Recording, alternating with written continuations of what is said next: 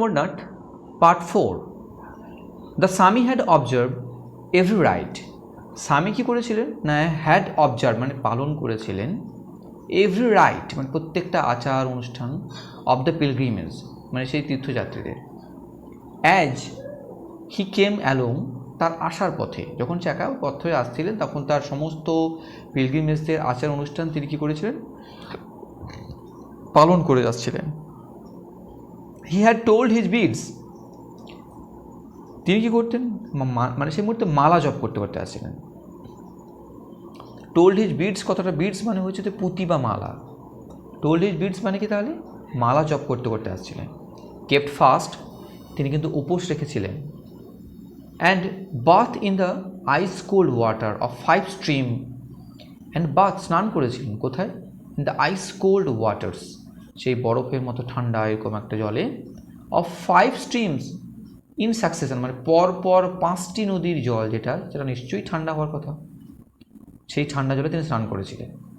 Crossing the river gravels on our second day, সেই crossing মানে অতিক্রম করে, দ্য রিভার গ্র্যাভেলস মানে নদীর যে নুড়ি বিছানাগুলোকে তাকে অতিক্রম করে অন আওয়ার সেকেন্ড ডেজ আমাদের দ্বিতীয় দিনে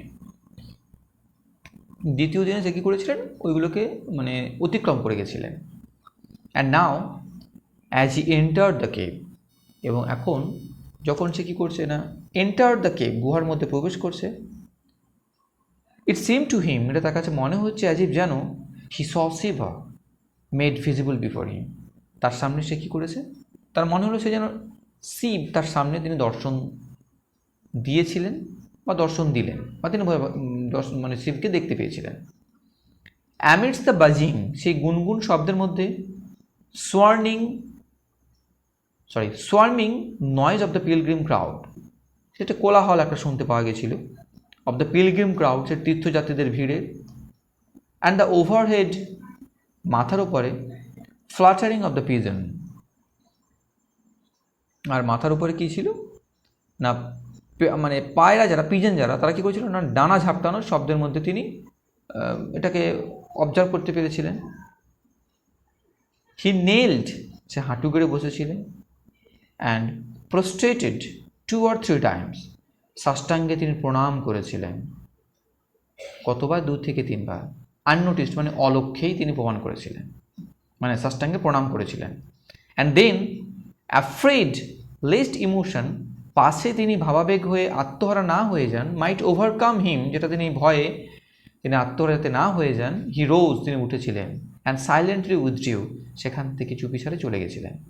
হি সেড আফটারওয়ার্ডস সে তারপরে বলেছিল দ্যাট যে ইন দিস ব্রিফ মুমেন্টস এই সংক্ষিপ্ত সময়ের মধ্যে he had received from Shiva সে শিবার কাছ থেকে পেয়েছিলেন ভগবান মানে শিব মহাকাল বা শিবের কাছ থেকে তিনি পেয়েছিলেন দ্য গিফট অফ অমরের উপহার, not to die until he himself had willed it যতক্ষণ এরা নিজে ইচ্ছা করবে ততক্ষণ থেকে সে মারা যাবে না। ইন দিস ওয়ে পসিবলি এইভাবে সম্ভবত ওয়াজ ডিফিটেড অর ফুলফিলড যেটা ব্যর্থ হয়েছিল অথবা সার্থক হয়েছিল।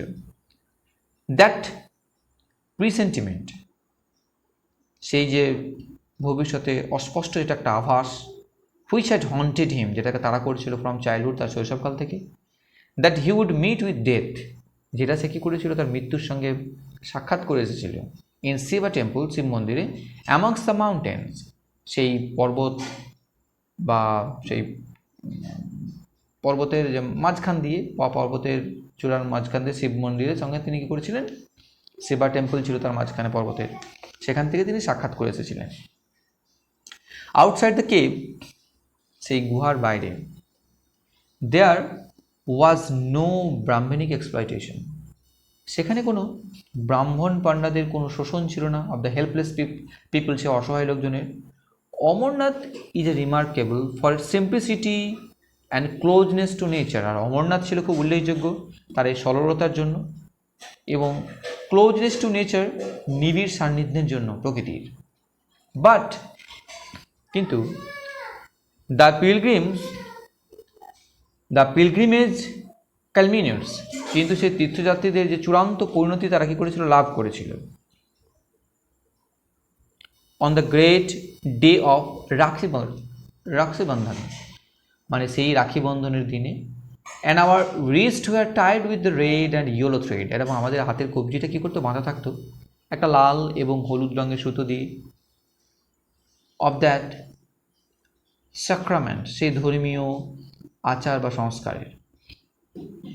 আফটারওয়ার্ডস, তারপরে we rested and had a meal, তারপর আমরা কী করছিলাম, বিশ্রাম নেওয়ার পর আমাদের খাবার দাবার খেয়েছিলাম। On some high boulders beside the stream, সেই ছোট্ট নদীর পাশে একটা উঁচু শিলাখণ্ডের উপরে।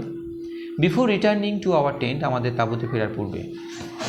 The swami was full of the place, আর স্বামী তো সেই জায়গাটা সম্পর্কে তার মাহাত্ম্য ও পরমাত্মায় পরিপূর্ণ ছিল। হি ফেল দ্যাট, সে অনুভব করেছিল যে he had never been to anything, সে কখনো যাননি সো বিউটিফুল, এত সুন্দরভাবে। হি স্যাট লং সাইলেন্ট, মানে সে সেখানে বসে পড়লো বহুক্ষণ ধরে খুব শান্তভাবে।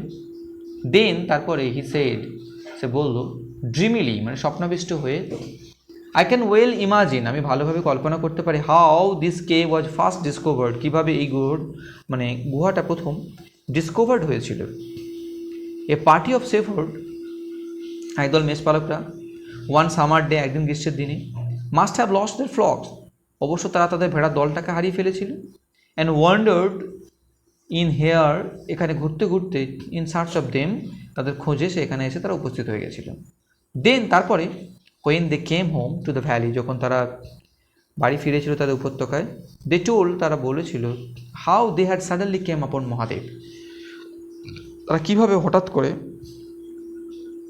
মহাদেবের সাক্ষাৎ তারা পেয়ে গেছিল। অফ মাই মাস্টার হিমসেলফ, আমার গুরুদেবের বিষয়ে, ইন এনি কেস, যেভাবেই হোক, লাইক স্টোরি ওয়াজ ট্রু, গল্পটা কিন্তু মানে যথার্থই সত্য বলে মনে হয়েছিল। দ্য পিউরিটি অ্যান্ড হোয়াইটনেস, পবিত্রতা এবং শুভ্রতা, অফ দ্য আইস পিলার, সেই তুষারলিঙ্গের, হ্যাড স্টার্টেল, যেটা চমকে দিয়েছিল, অ্যান্ড এনড্রাফট হিম, যেটা তাকে অভিভূত করেছিল। দ্য ক্যাভার্ন হ্যাড রিভিল, সেই গুহা হ্যাড রিভিল, প্রকাশ করেছিল, ইটসেলফ টু হিম, তার কাছে প্রকাশ করেছিল কি, as the secret of Kailash, মানে কি কৈলাসের রহস্যটা কী করেছিল, প্রকাশ করেছিল বা উদ্ঘাটিত করেছিল। And for the rest of his life, তার জীবনের অবশিষ্ট জীবনে, হি চেরিস্ট, সে সযত্নে রক্ষা করেছিল, দ্য মেমোরি, সেই স্মৃতিটাকে, of how he had entered a mountain cave, কীভাবে সেই পর্বতের গুহায় কীভাবে সে প্রবেশ করেছিল। And came face to face there with the lord himself, এবং স্বয়ং ঈশ্বরের সম্মুখীন কীভাবে হয়েছিল, সেটাকেই তিনি কী করেছিলেন, তার স্মৃতি হিসাবে সযত্নে রক্ষা করেছিলেন। ওকে।